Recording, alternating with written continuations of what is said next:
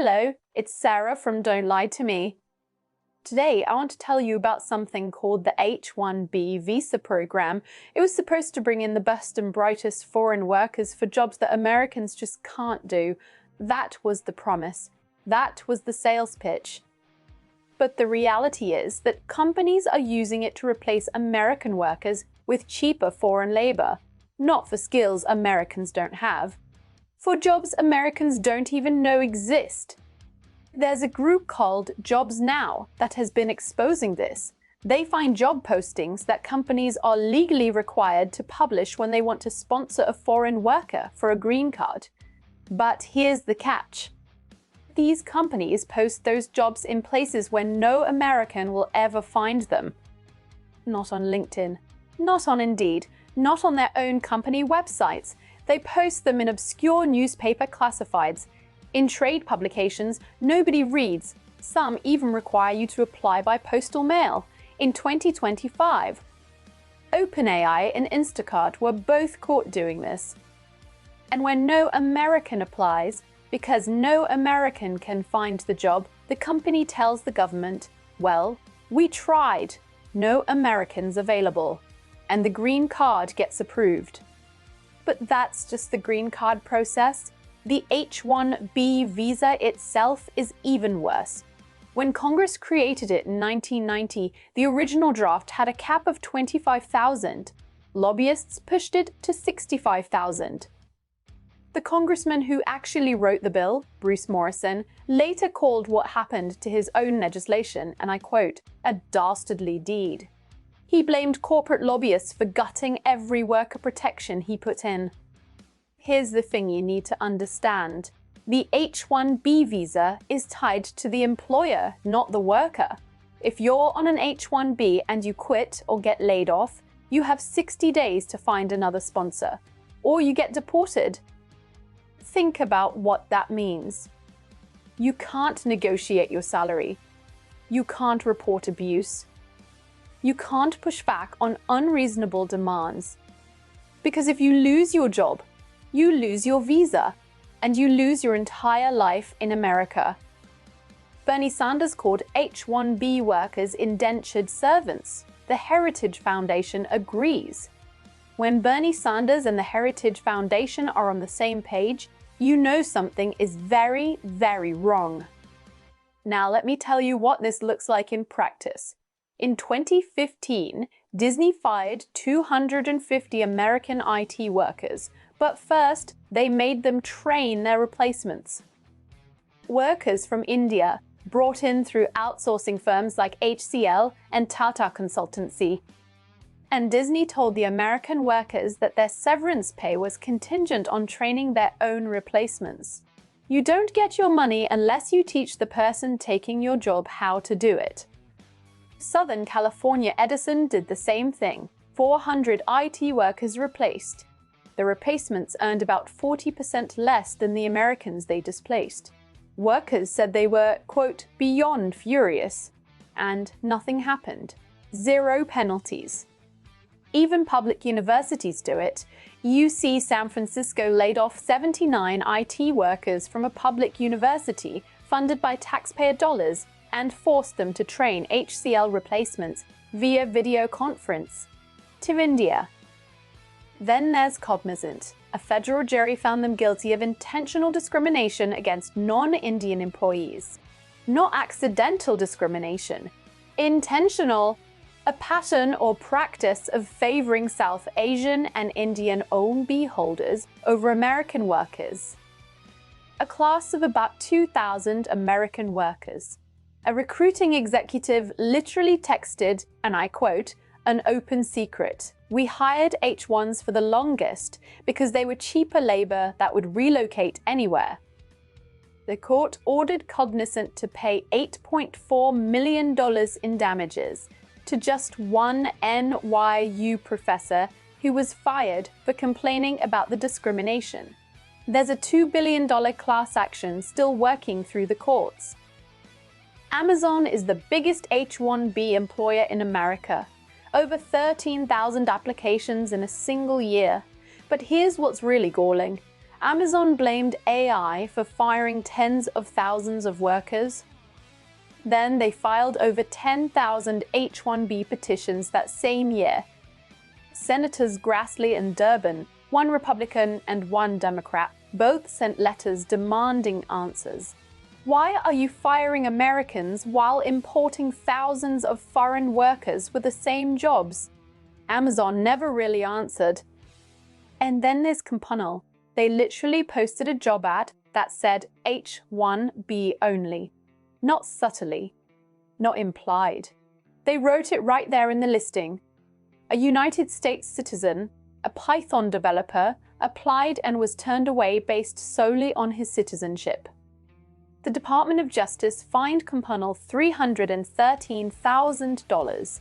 In April of 2026, the first real fine I've seen for this kind of blatant discrimination.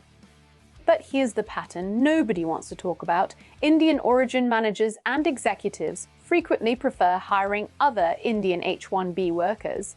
The Center for Immigration Studies documented this extensively. Tata Consultancy Services was sued by 22 American workers for replacing them with younger Indian H-1B workers. Emphasis in San Jose settled a discrimination case confidentially after their workforce was found to be, quote, overwhelmingly Indian. At Cognizant, favoring Indian O-9B workers was an open secret. At Amazon, it's 13,000 applications a year. At Disney, it was 250 Americans training their replacements. This isn't a few bad apples. This is the business model. And the wage theft is staggering. HCL Technologies was caught underpaying H-1B workers by at least $95 million per year. Internal documents from a whistleblower lawsuit showed it was systematic company policy. Now, the companies will tell you they need H-1B workers because there's a skill gap. Americans just aren't qualified, they say. So let's look at the numbers. 38% of all H-1B workers are software developers, the exact same field where American graduates are struggling to find work. The New York Federal Reserve found that computer science graduates have an unemployment rate of 6.1%. Computer engineering is even worse at 7.5%. That's double the unemployment rate of art history majors. Howard University professor Ron Hera said, "We've got record numbers of people graduating with STEM majors, all to face a now very bleak job market. These are Americans who spent 4 years getting degrees in exactly the fields companies say they can't fill, and they can't get hired, because the jobs they're qualified for are being given to cheaper captive workers who can't quit. And the government knows. The government has always known. The Economic Policy Institute found, and I quote, "We have not found evidence that the DOL has ever investigated or enforced this rule for any firm. Ever. Not once in 35 years. Disney replaced 250 Americans. No investigation. Southern California Edison replaced 400. No penalty. HCL stole $95 million a year in wages. No enforcement. The Visa lottery itself was so corrupt, it would be funny if it weren't real." USCIS found that several dozen tech companies colluded to submit registrations for the same 96,000 workers. That generated over 400,000 fake entries in a single year. A Reddit user discovered 10 shell companies in Nebraska with sequential tax ID numbers, all filing H-1B applications for workers at the same address in Dallas. The government didn't notice this for years. Finally, in September 2025, the Department of Justice launched something called Project Firewall, 175 investigations, 15 million in back wages, 4 companies banned as willful violators. 175 investigations after 35 years of doing nothing? That's not enforcement. That's a press release, and they want a medal for it. Meanwhile, AI companies are spending record amounts lobbying to keep this pipeline open.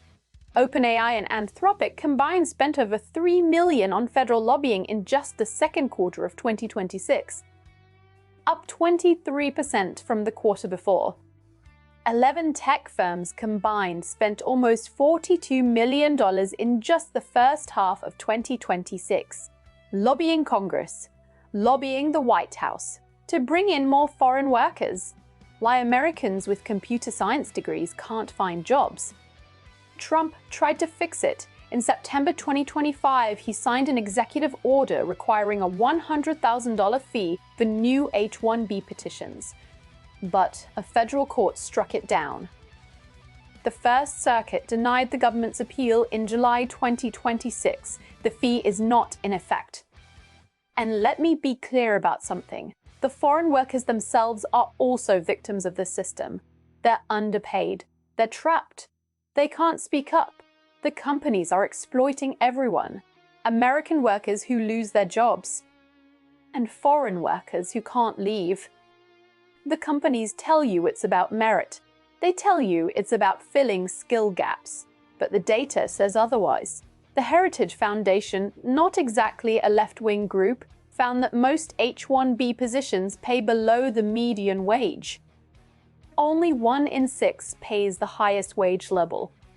USCIS itself admitted, and I quote, "Too many American workers who are as qualified, willing, and deserving to work in these fields have been ignored or unfairly disadvantaged." That's the government's own agency saying that.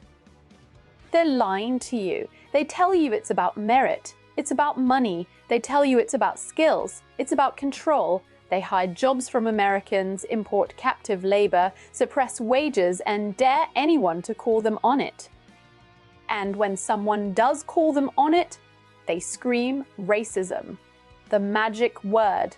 The shield against accountability.